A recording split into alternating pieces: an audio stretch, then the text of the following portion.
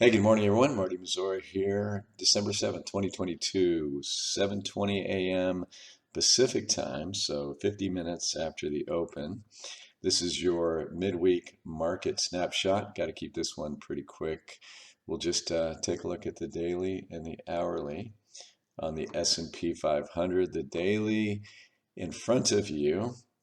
Those of you who read the blog, yesterday morning I showed this chart here, and I said that if we break down below this rally trend line here, that would not be a good thing. And sure enough, yesterday we broke down below that and closed below it. Today we are, or the S&P is really trying to stage a rally. It's just slightly in the green as I speak. It's been up, it's been down. The breadth overall looks pretty impressive. Most sectors are higher. Stuff in our core, silver's having a great day today. Other commodities are. Treasury bonds are rallying pretty hard as well. But again, sector breadth looks pretty good. So who knows? Could be maybe that pulls the S&P up. The fact that it's down means tech is suffering today. But technically speaking, concerning look right here. Of course, we had our rising wedge pattern. I'll show you the momentum indicators here in a second. The other thing worth noting here, folks, is the 20-day moving average, the yellow line. Recall that this has been a pretty good indicator this year in terms of the beginning and the ending of trends. So up here at the all-time market peak, you can see back here where this blue candle right here, this big down day, where we broke through it, and that was pretty much all she wrote, particularly once the moving average began to roll over. And then we came up and tried to overcome it to the upside, but we had a couple failed breakouts of this 20-day moving average. Then it just proved as pretty stiff resistance all the way down into this March low back in here at about 4160. Then a couple good days, broke out of that with momentum, had a pretty nice run up in here, but then started developing a rising wedge. Came back down out of that, tried to use it as support, broke down, the thing rolled over. Big decline into that 3,800, that initial low that we were all over here, as you recall. Broke out above it there, but then couldn't really sustain that. So this ultimately, although it lasted, a week or so, ultimately turned out to be a failed breakout. We came down, then we gapped, and then we gapped. Remember, I drew these because I said we will fill those, which we ultimately did.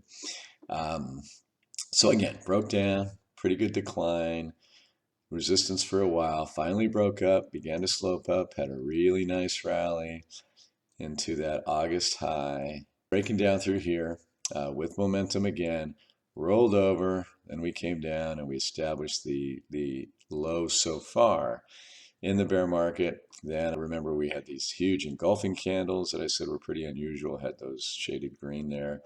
And then we turned back up as we began to come through that. And here we are with a really, really impressive rally for Q4. It's something that, of course, we talked a lot about, the potential for it down in here. So anyway, my point being that we captured about all that we thought was doable. There is an argument to be made for about 4,200, perhaps. I would say 4,160 before this is over in terms of how far this bear market rally should go. But the fact that we broke down here, broke down back through the 200-day moving average, and now through the 20-day is not a good sign, and of course breaking down through that trend line. In terms of the momentum indicators that we track, you can see we now have, I can get rid of that dot and make that a solid circle there, because we now have this sell signal on the MACD like we had here, like we had here, and like we had here. So again, get this convergence of negative technical indicators. You're losing the 200-day moving average. You bumped your head right against that downtrend line, and now losing the 20-day moving average.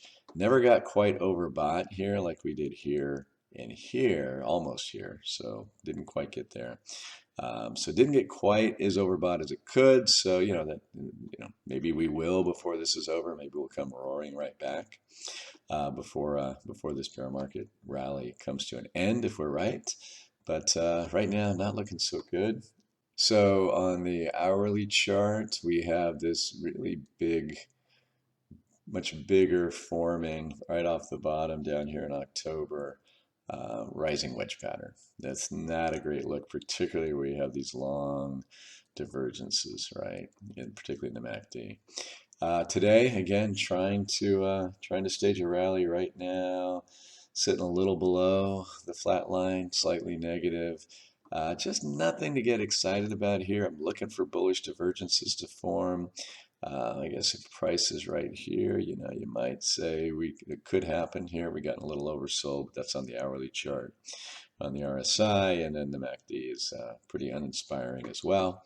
And we're, you know, fighting right up against this, I'll call it 3930 support potentially, or resistance potentially. As I speak, we're sitting at 3937. This is a delayed chart, by the way. So somewhat of an ambiguous look.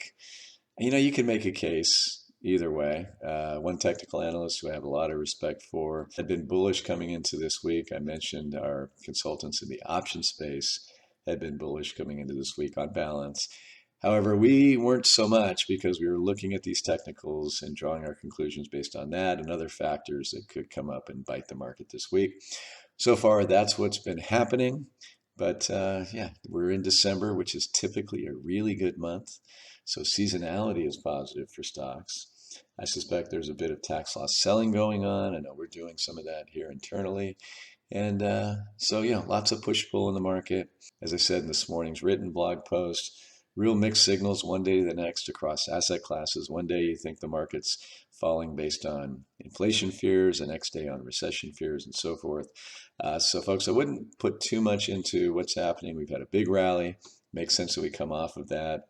We still think we're suffering in bear market conditions.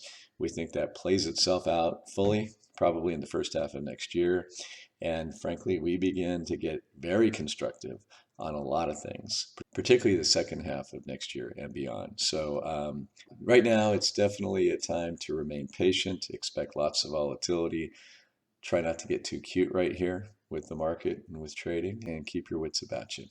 Folks, thank you as always for watching and listening. Talk to you again soon. Bye-bye.